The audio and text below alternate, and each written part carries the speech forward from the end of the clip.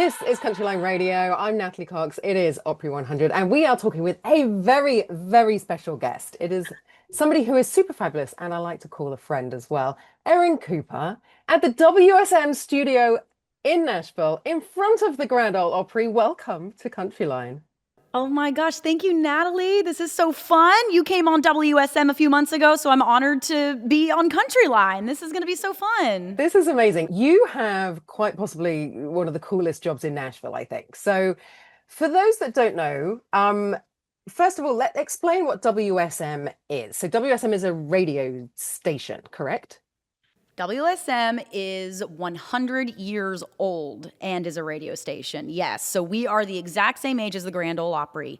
And I describe WSM, as would other radio folks in Nashville, as the radio home of the Grand Ole Opry. So as long as the Opry stage show has been happening in Nashville, they've been broadcasted on WSM as well. And to this day, we still carry every live performance of the Grand Ole Opry on WSM at 7 o'clock sharp on weekdays and weekends. And it's where numerous country stars, up-and-comers, Opry members come and talk about their upcoming releases, their projects. They preview their Opry performances.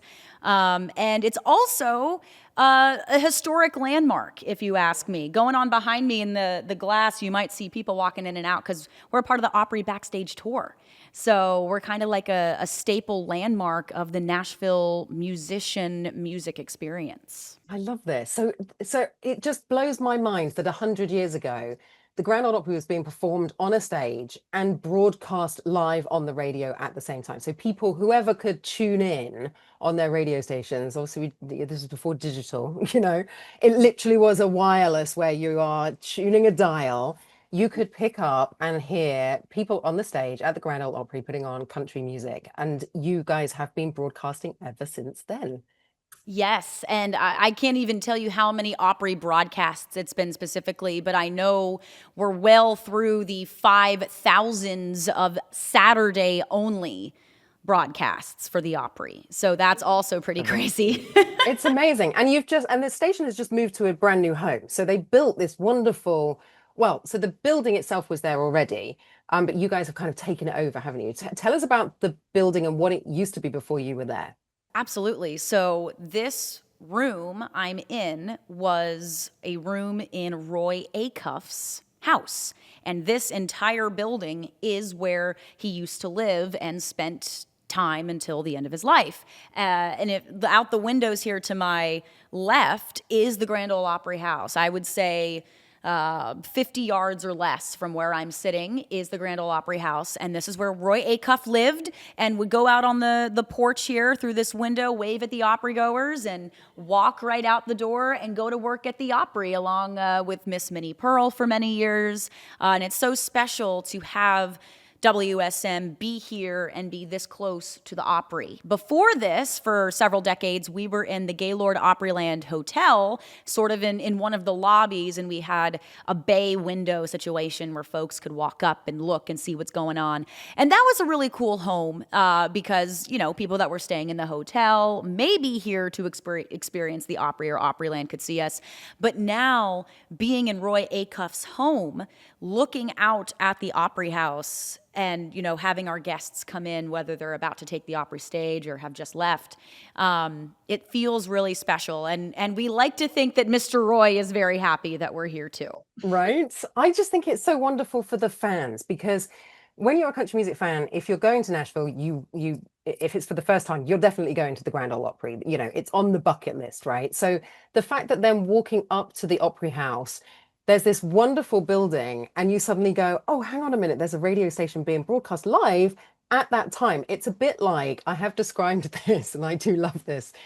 For those of us that are old enough to remember MTV back in the day, when they had like their studio TRL in Times Square, and all the fans used to gather outside to like scream at the Backstreet Boys when they were on. So basically we're doing that, but we're screaming at Low Cash or whoever it is that happens to be on the radio at the time with you guys. So I just think it's wonderful from the fan point of view. And you've got some wonderful memorabilia in that building as well of the station. Absolutely. Here, I'll go ahead, since we're on video too, I'll go ahead and pan. So there's that window right there that takes you to the Opry House that you can see. And then back there is where the tourists can come and watch me do live radio from. Right there is where I sit. And then I'll go ahead and pan down the stage that I'm sitting on right now. That wood was custom made for us to be a stage here in the Roy Acuff House, but it is from the original Opry Ryman stage. So when the Grand Ole Opry was at the Ryman, it was there for about 50 years. No, that was wrong. Let me correct myself. Was it 50 years? It might be 50 years because we've only been here for, we've been here for 50 years. Hold on. I'm mixing up my venues because the Opry has had several homes, the Ryman the most famous. But when the Grand Ole Opry was at the Ryman, this is the stage basically from that time, and folks like Johnny Cash and Elvis Presley have stepped on this wood, and it's the same wood that is in the circle at center stage in the Grand Ole Opry. So even if a performer who comes in to see us has not yet been on the Grand Ole Opry or stood in the circle, they can kind of say that they have when they come. Stepping on there. Yes, exactly. That's funny because the circle on the stage at the Grand Ole Opry, a lot of singers, they're quite superstitious about it, and they will only step into it if they go there, to do a tour or something like that, or they go there and they're not performing. They won't step into that circle until they have been invited to step in for the first time as a performer. I would like to say I have already stepped into the circle because I'm not going to be invited to sing on the stage because nobody needs to hear that. So I'm allowed to step into the circle. But it's so cool that you have a little piece of that history as well in the studio, which is just absolutely amazing. Yes, it's very cool. I always give the disclaimer when people come in here because, it looks pretty weathered and beat up, and there's definitely like an old piece of something that appears to be gum, and it's definitely black. And so I like people to know that it's not just some dirty old stage we threw in here. It's very historic and special. So that is somebody's famous's gum right there. You've got the DNA of somebody, but who knows? Mm-hmm. So tell us a little bit about your job because you are on air with Eryn. Tell us how you got into radio, first of all. You got it. Well, my whole life, I knew that I wanted to do something performative, storytelling, engaging with people. I've always loved telling stories in various ways, whether it was through playing music. I grew up playing piano and the trumpet. As you do, I grew up in theater and such, and so I always just kind of knew I would love to do something with storytelling. And as I got older, I was really attracted to media and the different ways you could visually tell stories. And I went on to study broadcast media and journalism in college at the University of Alabama.